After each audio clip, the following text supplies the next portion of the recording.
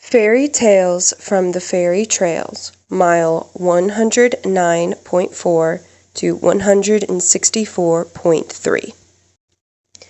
I had plans to stop at an elven village not far from the third human sanctum, and while I did stay there for the night, my visit was not as long as I initially planned, because of something I encountered along the way.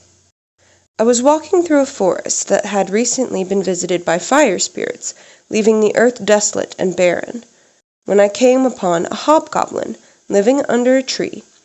He showed me a stump in which 3 stones were placed, and said, "You are close to the mountains of smoke now, dearie." "I know," I responded. "I know them well, for they are dear to me." "Ah, but now you are nameless, which means you will be able to see the fairy court, which resides there, which is why you will need the keys." I asked him about the keys, and he gave me this riddle. 3 keys for 3 peaks, 1 for earth, 1 for sky, 1 for the in-between, in stone and tower and in the great tree, if the fairy court you wish to see. I thanked him by giving him a rock, which he seemed pleased with, and I went on my way. As I went, 3 young snow fairies began their joyous dance down the mountain, lightly dusting the ground with their magic. They came to me and said, "Our grandfather sent us to help. He is hoping to walk with you through the mountains of smoke, and so sent us to guide your way." I happily accepted their company, and on we went. The first key we found was the sky key, hidden in a low tower on a mountain bald. It was not difficult to get, as there was no guard, so we went on our way. The second key was the earth key. It was hidden in a cave guarded by a troll, which demanded a toll. I gave him some water, which he used to break the rock that had bound him to the cave.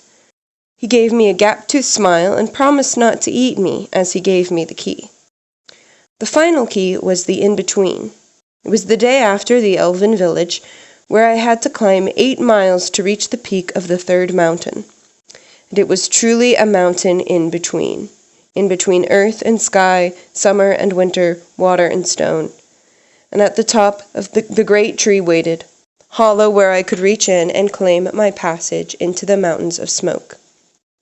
It was not an easy trek from the in-between peak to the human sanctum on the border, but my steps were lighter knowing that soon I would be entering a place that was as dear to me as my own heart, as dear to me as my own home.